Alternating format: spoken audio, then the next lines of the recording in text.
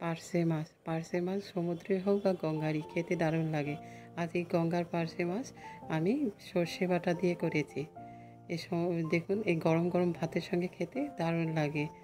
নমস্কার বন্ধুরা, আশা করি সবাই অনেক ভালো আছেন। আমি দেবী বিশ্বাস, আমার চ্যানেলে সবাইকে স্বাগতম। এই সর্ষে পাতা দিয়ে পার্শে মাছ অনেকে হয়তো জানেন, অনেকেই জানেন, কিন্তু আমি কিভাবে করি রেসিপিটা চলুন দেখে নিয়ে যাক।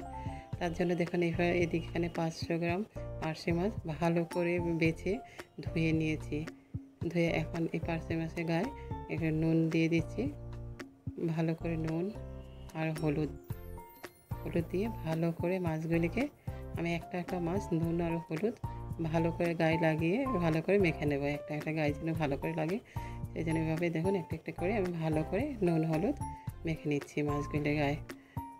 ভালো করে মেখে নিয়ে করে দেখুন এভাবে লাগিয়ে নিলাম। আর এখন আমি কড়াইতে সর্ষের তেল দিয়েছি, ভালো করে গরম হয়ে গেছে সর্ষের তেলটা। আমি এক করে পার্শে মাছ কয়টা দিয়ে দিলাম। দিয়ে দেখুন এইভাবে একটু জায়গা করে নিয়েছি, আরও দুটো যাতে দিতে পারি। এভাবে কড়াইতে আরও দুটো পার্শে মাছ দিয়ে ভালো করে নেড়ে ছেড়ে এক পিঠ হয়ে গেছে। হয়ে যাওয়ার পর আমি আরেকটু উল্টে দিচ্ছি। এভাবে মাছগুলিকে উল্টে ভালো করে ভেজে নেব। এদিকে দেখুন এইভাবে এক পিঠ হয়ে গেছে, আরেক পিঠ হওয়ার জন্য রেখে দিয়েছি। ওই যে ভালো করে ভেজে হয়ে গেছে, আরেকবার বসিয়ে দিয়েছি। এদিকে ধরুন মশলাটা আমি করে নিই। তার জন্য 1 চামচ কালো সরষে, 2 চামচ সাদা সরষে, কয়েকটা কাঁচা লঙ্কা, রসুন আর সামান্য নুন দিয়েছি। লঙ্কা আপনাদের মনের মতন দিতে পারবেন, যে যেমন ঝাল খায়। দিয়ে আমি মশলাটা করে রাখলাম। ওইদিকে মাছ ভাজার পর যে তেল রয়েছে ওটা 2টো শুকনো লঙ্কা, হাফ চামচ কালো জিরে দিয়ে আমি বেটে রাখা মশলাটা দিয়ে ভালো করে নেড়ে ছেড়ে দেখুন এদিকে 1 মিনিট আমি ভালো করে নেড়ে চেড়ে ভালো করে এভাবে একটু নাড়াচাড়া করে নিয়েছি। তারপর মাঝারি সাইজে 2টো টমেটো আমি লম্বা লম্বা করে কেটে দিয়েছি।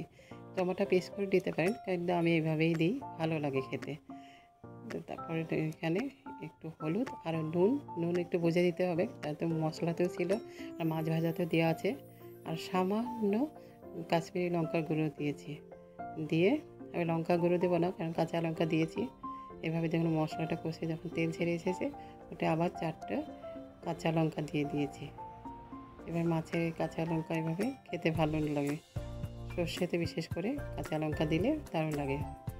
এভাবে আমি একটু এখানে মশলাটা কষানোর পর ওখানে আমি গরম জল দিয়ে দিয়েছি।